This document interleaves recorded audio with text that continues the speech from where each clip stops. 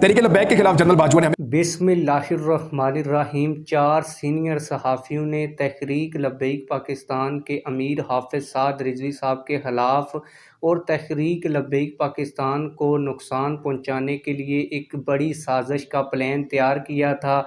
मंसूबा जो है वो नाकाम कर दिया है एक सीनियर सहाफ़ी ने, और इस साजिश का भांडा भी फोड़ दिया है। ये साजिश कौन सी थी जो हाफिज़ साद रिजवी साहब के ख़िलाफ़ होने जा रही थी, हमें कैसे पता चला, खबर कहाँ से आई, खबर का सबूत क्या है, वो भी आज की इस वीडियो में आप लोगों को दिखाऊंगा। और कुछ सीनियर सहाफ़ियों की वीडियोस भी आप लोगों को दिखाऊंगा ताकि आप लोगों को यकीन हो कि जो खबर हम आप लोगों को दे रहे हैं वो बिल्कुल सच्ची है।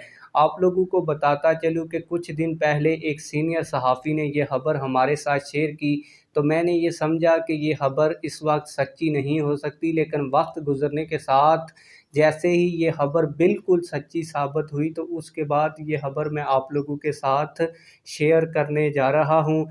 पहले मैं आप लोगों को इमरान रियाज खान की एक वीडियो दिखाऊंगा, इसके बाद जो तहरीक लब्बैक पाकिस्तान के ख़िलाफ़ एक साजिश हो रही है उसका भांडा फोड़ूंगा। तो आइए पहले इमरान रियाज खान की वीडियो देखते हैं।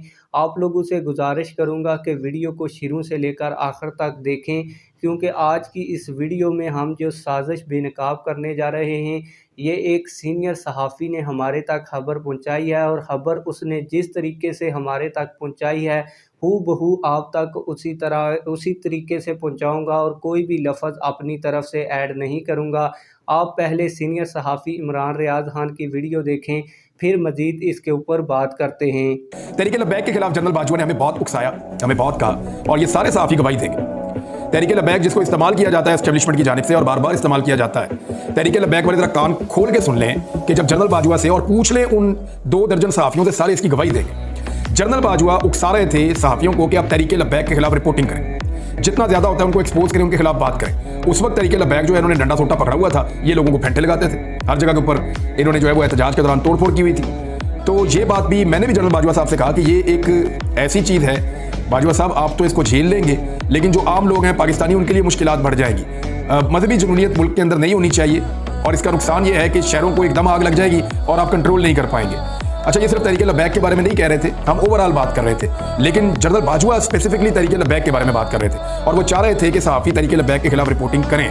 वो उसको डिस्कस करवाना चाह रहे थे ताकि ये जो हवा है ये और ज़्यादा बड़ा हो जाए, और इसका इस्तेमाल जो है ऐसा लगता है कि शायद वो चाह रहे हो कि ज़्यादा करामत इस्तेमाल हो जाए। जिस सहाफ़ी ने हमारे तक ये खबर पहुंचाई वो लिखते ये हैं कि हंगामी सूरत हाल, शब पार्टी एक जगह, TLP एक तरफ, सबको अचानक कैसे साद रिजवी को सफाई देने की ज़रूरत पड़ी। अंदर क्या चल रहा है हम बताते हैं। हम बता चुके हैं कि इमरान खान ने इमरान रियाज खान को टास्क दिया था कि TLP के ख़िलाफ़, लेकिन वो मीटिंग का एजेंडा हमने सामने रख दिया था।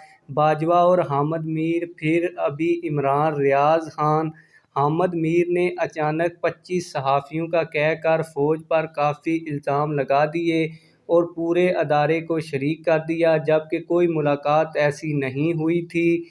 दूसरी चीज़, अब इमरान रियाज खान ने कहा कि TLP के ख़िलाफ़ इस्टेब्लिशमेंट थी, साथ ये भी कहा कि इस्टेब्लिशमेंट ने TLP बनाई। गौर करें कि मैंने ये भी कहा था कि इमरान रियाज खान क्लिप बनाएगा TLP के ख़िलाफ़, और वो क्लिप सामने आ गया है, लेकिन इसमें अब बयान तब्दील हुआ। हामिद मीर और इमरान की मुलाकात हुई, ये स्क्रिप्ट लगाई गई और पूरी तरह से आदिल राजा और इसकी बीवी का दोस्त आरफ, जो इमरान रियाज खान और राजा के दरमियान काम कर रहा है।